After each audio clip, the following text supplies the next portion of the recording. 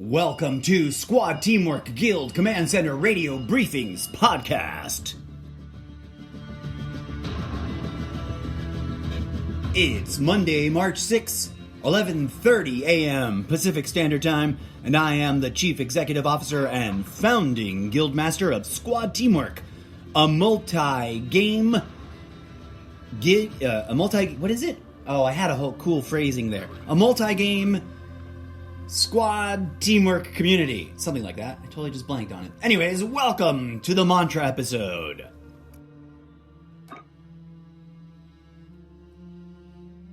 Teamwork can be an elusive idea, friends, and I understand that. Teamwork can be weird and tricky. How do we organize teamwork? Well, here at Squad Teamwork, we've been analyzing in-game squad activities for decades. I mean, I'm an old school gamer, and I've literally been participating in guilds, clans, associations, clubs, whatever you want to call them, corporations. They've gone by a million different names, but in-game community groups I have been participating in for decades, and I've picked up a few things along the way. And one of them is the formulation of a philosophical teamwork mantra, a simple statement of like what we think teamwork kind of, is supposed to be.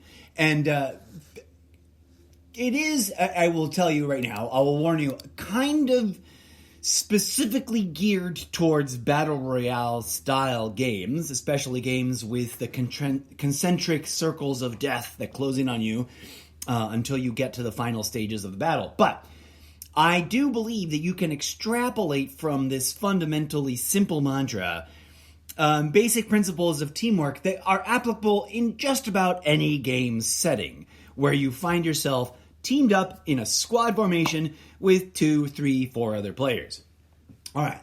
Now, I've got a couple of different versions of the mantra. I've got a really long version that gets in depth and in detail. I've got the original version, which is sort of like the medium length version. This is the very first time I cobbled it together and put it out there in the world. I think way back in the day when I first formed the Squad Teamwork chapter in Call of Duty Mobile, which is probably like 2 years ago now, maybe a year and a half, I don't know, somewhere along the way. And I've got the very, very short, refined Modern Warfare 2 showcase calling card version. I'll start with that. In Modern Warfare 2, there's this social feature where you can create a player profile showcase.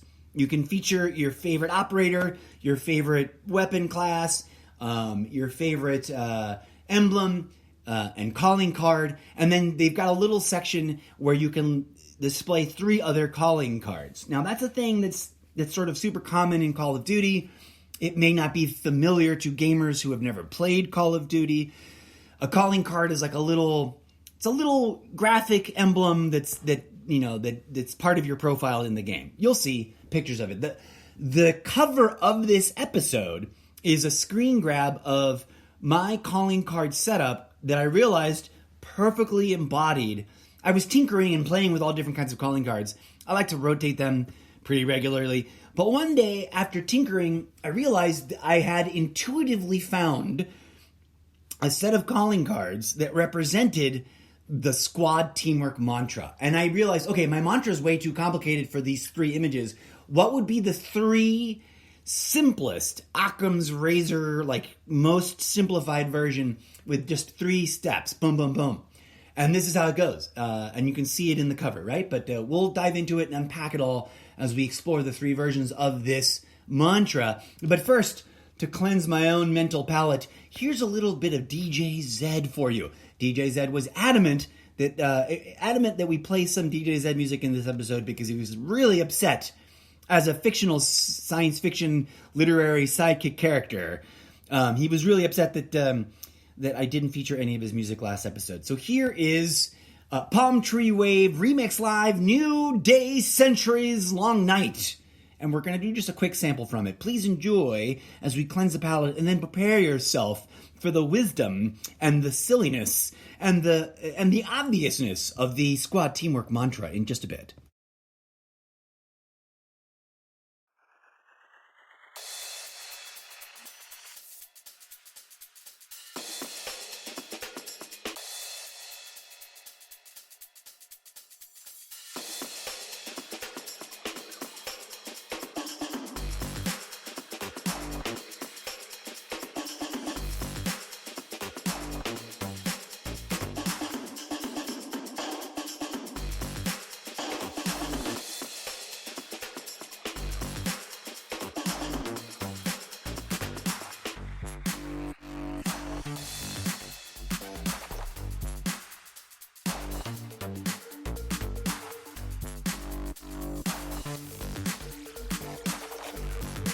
drop in together, work together, win together.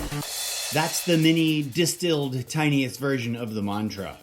As you can see on the calling card showcase, I kind of went with language that sort of suited and made sense according to the graphics and vice versa. But this encapsulates the core, the three most essential steps of the full mantra, which I've developed over several months of exploring Call of Duty Mobile and other Battle Royale style games. Let me share with you the original medium length version, which I believe I first posted on Call of Duty Mobile and PUBG New State, or just New State Mobile. I think they kind of try to separate themselves from PUBG, but it's the same company, it's the same developer, if I'm not mistaken. Here we go. Jump together, land together, move inside the next ring together, win together.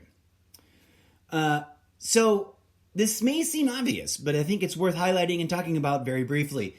Sometimes you'll jump together in a plane, but people will peel off to go chase down undeclared objectives that you didn't discuss. Now, obviously, if you're in a group and there's no one on comms, then it is what it is. But when it comes to squad teamwork, we're trying to foster a sense of relaxed and groovy yet organized gameplay. So we encourage a little bit of, pre-game chatting before you jump into the next session of Warzone, or whether you're doing quads or trios or whatever, whether you're doing Resurgence or the Big Island, even if you're just doing quick play in multiplayer. It is strongly recommended because it seems valuable to take a moment and touch base with the people in your squad. That's why in this original version, I had jump together, land together, because it would frustrate me deeply when I would ping a location and some of the squad would confirm it by double pinging it, and someone on the squad would just peel away from the jump as soon as if I was the jump leader, I said, okay, we're jumping now, in Call of Duty Mobile, when the jump leader hits jump, everybody jumps, which is something they don't have in Modern Warfare 2, or Warzone 2.0, which is interesting. I wonder if it was not a feature in original Warzone. I hardly played it, so I don't remember. But I digress.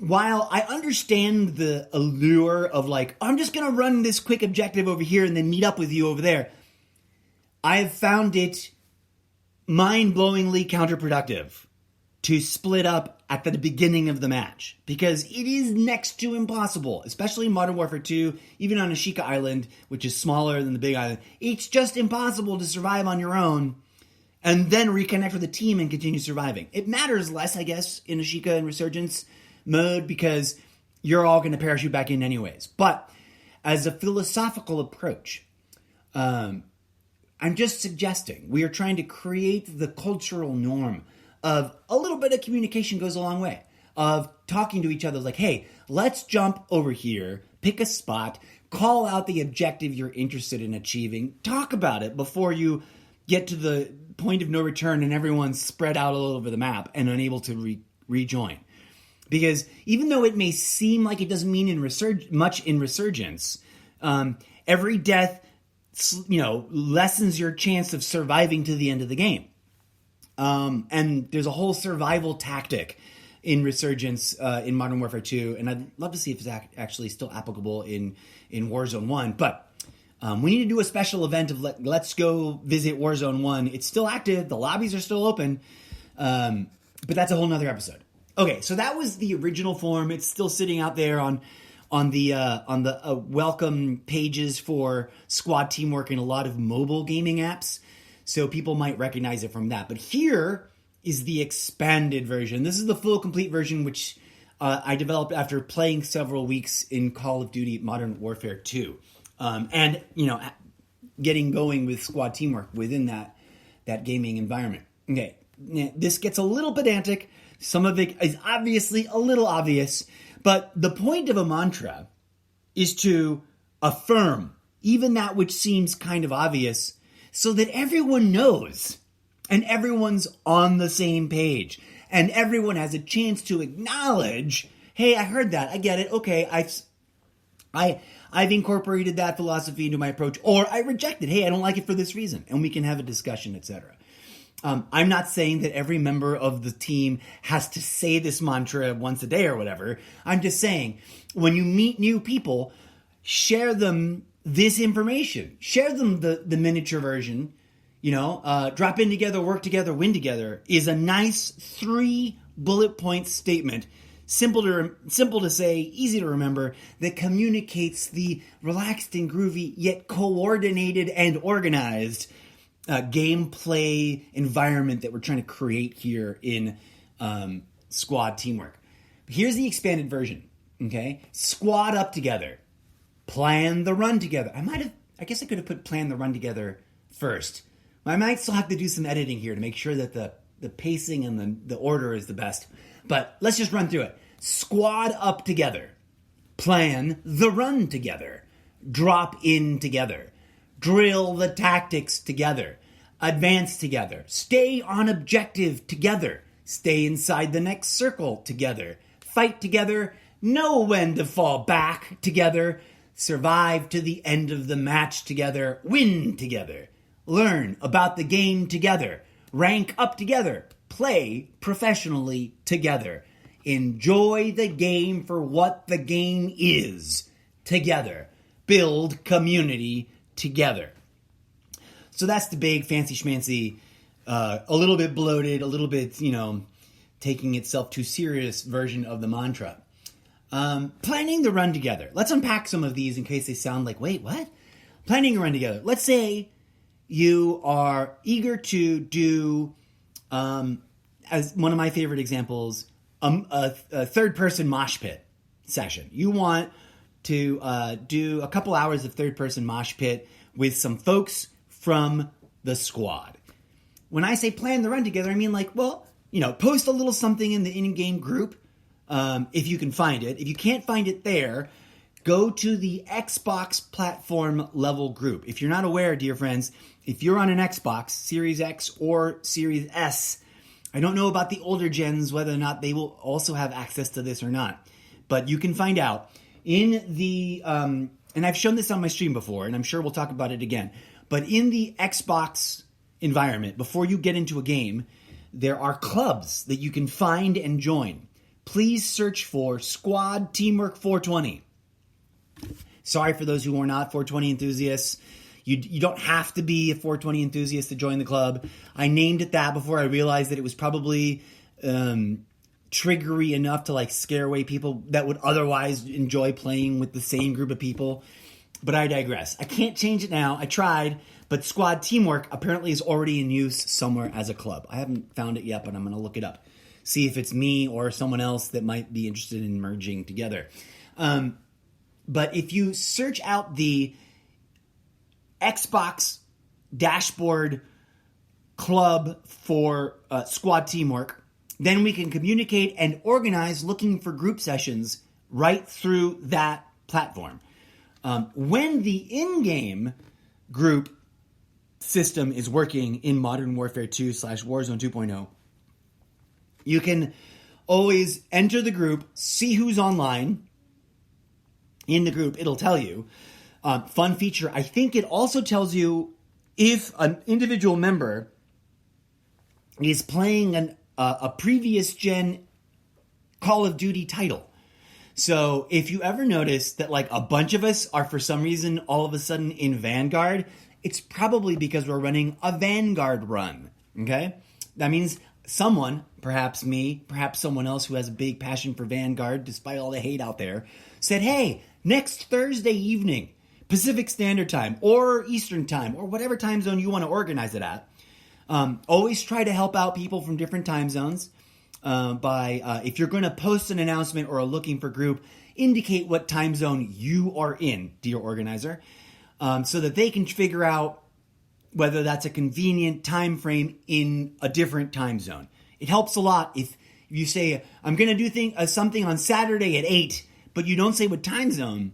It's really hard to calculate whether or not, if you're on Eastern Seaboard time zone or in European time zone or somewhere in Australian time zone, and I'm over here in Southern California trying to figure out if I can make it or not, it really helps if you list the time zone, because then I can go and, look up the chart and be like, oh, it's 12 hours ahead of me, or 8, nothing's 12 hours.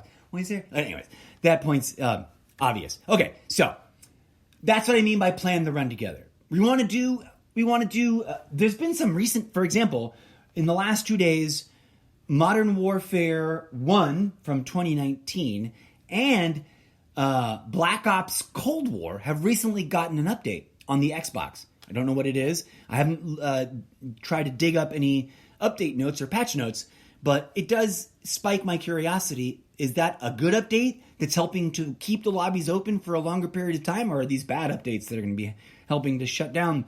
I don't know. But it warrants, A, a little bit of research, and B, maybe a game invasion run. That's an event item that we'll be talking about in further detail in a future episode. But you get the idea. Let's go invade Cold War. Let's go invade Modern Warfare 1 from 2019. If you create a post about it in the Xbox group or in the in-game group, then you can organize. A great way to organize inside of Modern Warfare 2 is to create a temporary party, label it the name of the run, and then hold a meeting and then do the run. But we'll talk about that in greater detail in a future episode. So you get what I'm saying, right? Plan the run together, drop in together. What do I mean by drill tactics together? Okay, this is something that I realized we were sort of doing unconsciously, and that it really helped when we declared it as a thing we were doing consciously, mindfully. The very first time I teamed up with the great, the mighty, the indomitable Gnome Tough TTTV, co-founder, administrative officer, and Resurgence Run captain for squad teamwork inside of Modern Warfare 2 and Warzone 2.0, we were often, discussing in that moment of like, where do we drop? Why are we dropping there? We were realizing that we were sort of practicing what in chess, in the world of chess are called opening moves or opening gambits, right? If you take esports, if you approach Call of Duty with a little bit of chess playing mentality, then you understand that there is a period during your match that is the opening of the game, right? Where you land, where you get your resources, and where you move to first are a series of decisions that you need to make. If you're running solo, you don't need to discuss it with somebody, right? If you're in a rando team, you decide whether or not you're going to work it out with them or not. But in squad teamwork, we want to make it a relaxed and groovy, mindful moment in the lobby as we get ready to go. It's like, hey, everybody, just so y'all know, if I'm the team captain, if I was organizing a run, I'd be like, this is a resurgence run, and I would lay out some fundamental principles, right? We're going to drill the following opening gambit. We're going to drop in at X location. We're going to tap into this contract right here next to it, and then we're going to try to finish that and move into the mid-range or midfield of the gameplay, etc.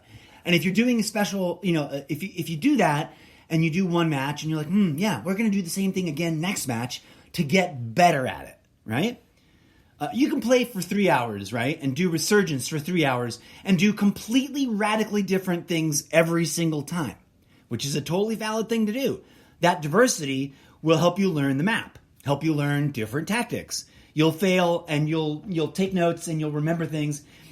But an alternative is to go, today we're going to drill landing right outside of that palace next to that one building where this one resource is, and getting through that very first mission that you can pick up right next to that, right? And then you drill it and you run 4 matches where you do the exact same thing with the same group of people until you're like, okay, now we get what's up. We really got this down and we're pulling it off like clockwork. That's what I mean with drill tactics. It doesn't have to be heavy-handed. It doesn't have to be authoritarian. It just has to be a relaxing, groovy discussion. And we'll talk in depth more about squad hierarchy in a future episode. I've got some relaxing, groovy recommendations, and I'll preview them now. I think someone should be a team leader. I think someone else should be on point, right? The team leader should assign point person. The team leader has certain responsibilities, like making sure that the team is as coordinated as possible, and that people, understand what the objectives are, what if we're drilling any tactics, what's going on, etc. And the point person would have slightly different responsibilities, like they're the ones who push forward, and unless there's a scout. Anyways, we'll get into that in another episode. But I just think that it's useful and very helpful to have like a basic understanding.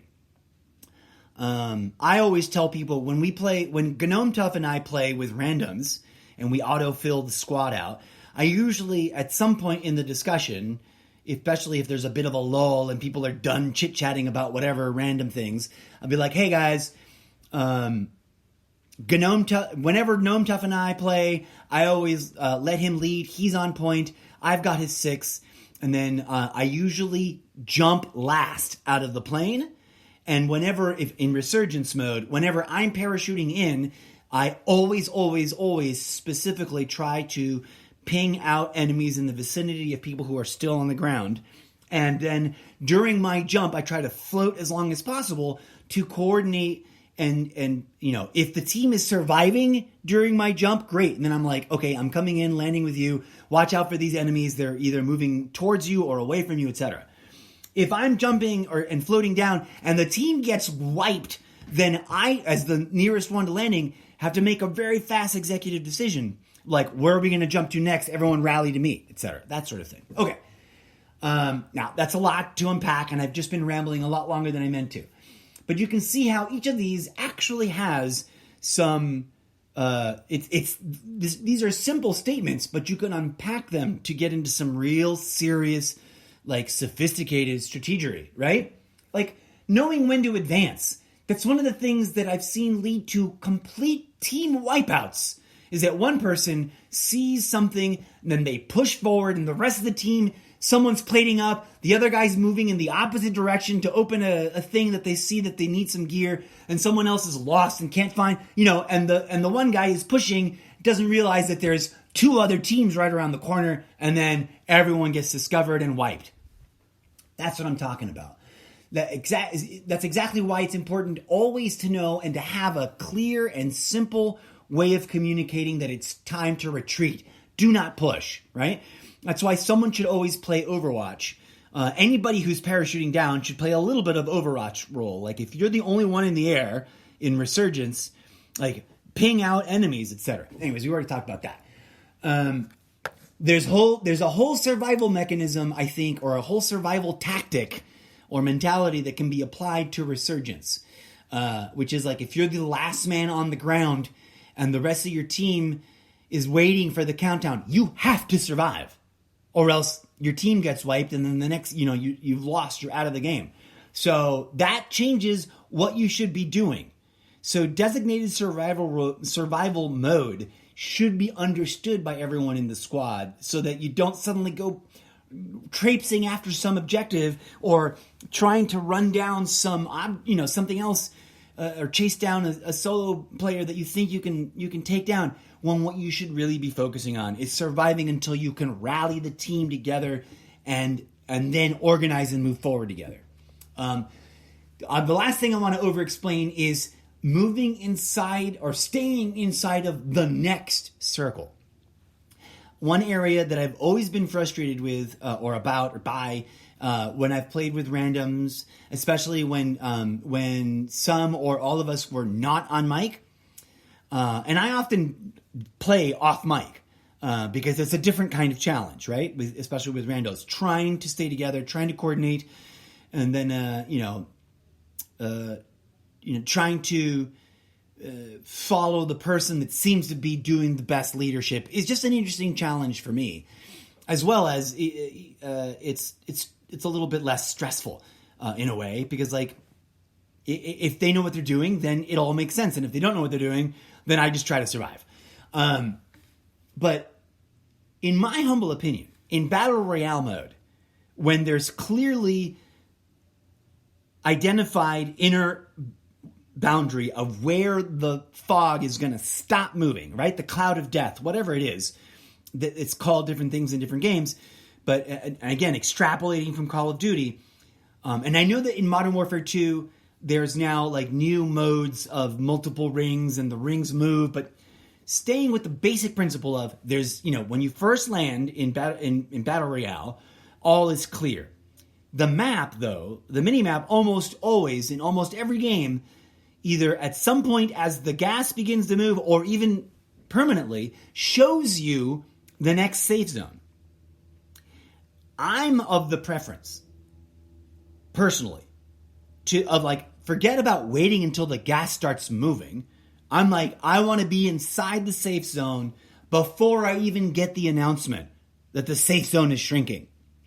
So I don't mess around. I don't like to mess around and find out, to tone down that trendy phrase. And I've encountered many times with randoms, and I've never really found out why, where people will be way outside of the safe zone and searching for something or looking out, traveling towards the fog, towards the wall of death. And then we get the alert that the fog is on the move and everyone's trying to outrun it. And there's a certain point at which you cannot outrun it. If it catches you off guard and you are the maximum distance from the safe zone that's possible, odds are, unless you immediately find a relatively quick vehicle, you're not going to survive that round. In Resurgence, okay, whatevs. You give up and you drop back in. But in standard Battle Royale, that's just a losing tactic. In my opinion, it's always smarter to get your scavenging done as soon as possible, get in a vehicle, or just hustle on foot to be inside of the next safe zone before the announcement. And then you can pick people off as they come in, and no matter what happens, you can then scavenge and take your time and, find a good cover spot or find the highest ground or whatever, get into a helicopter, etc., get the weapons that find the loadouts, but calculating all of that inside of the next safe zone instead of, running towards the wall and then hoping against hope that you'll make it to the next safe zone. All right. So, some of the other ones are kind of obvious, right? Like, play professionally together. That means backing each other up. If you're in a squad with a couple of squad teamwork people and then you're auto-filling out with some randos from the game and someone rolls up and is like just being a jerk, being a troll, being rude to the rest of the squad, stand up for each other. You don't have to lower yourselves to the same level of rudeness, but you can, be like, hey, bro, we're not into that. You're more than welcome to leave. We're here to play the game and have a good time, not yell at each other. Something simple. You'd be surprised how many people kind of open up and be like, oh, thank God, I'm sick and tired of having to play so... I've never actually had anybody say, oh, I'm sick and tired of being such a badass. But some people find it, like it's a requirement that they've got to act tough when really they just want to have fun. Some people will bounce right the F out and be like, all right, fuck you, pussy, let's go. Sorry for the foul language. This show is not marked for foul language, but I occasionally forget and it will drop some. So erase. Anyways, you get what I'm saying together. Enjoy the game for the game's sake. We're not here to assault verbally. We're not here to bully people. We're not here to thump our chests like crazy, like rabid tribal warriors. We're here to have fun. We're here to enjoy the competitiveness. We're here to learn and get better than we were last week. And everyone's on that path. I'm going to do an episode called We Were All Noobs Once. So stay tuned for a little bit more of that philosophy in that episode. All right, thanks. I think I have over-explained the mantra. Let me just run through it again real quick to wrap up the episode. Drop in together, friends. Work the game together. That's how you win together. You got to land together. You got to move inside the next ring together. That's how you win together. Squad up. Plan the run together. Drop it in. Drill the tactics together. Make those advances together. Stay on objective, especially in non-Battle Royale. Like, for example, in Battle Royale, if you decide you're going to do a contract, don't go wandering off to pick up some different thing. Like you're on a most wanted contract and people are chasing after you because they've all been pinged your location. Don't go splitting up and going to try to get the loadout right that hot moment. Survive the bounty hunter contract, etc., etc., etc. Stay inside the next circle together, fight together, know when to fall back together, survive to the end of the match together, win together, learn the game together, rank up together, play professionally together, enjoy the game together, and build that community together. That's what we're doing here on the podcast, friends. Thank you so much for tuning in. I've been your Chief Executive Officer and founding Guildmaster and host of this episode, the incorrigible Mr. Zeppo. As always, thank you for tuning in. Thank you for listening. We will be back with more throughout the week, but most especially on Sundays. Some weeks I won't drop any episodes. Some weeks I'll have something exciting to talk about. There's going to be a few episodes this week because I still got stuff that I've been thinking about since I first launched the podcast that I want to put out there. I want to keep it in short chunks. Oh, wow, I went way longer than I meant to. This is me wrapping things up. Thank you so much, friends. Peace out. I will see you in the game.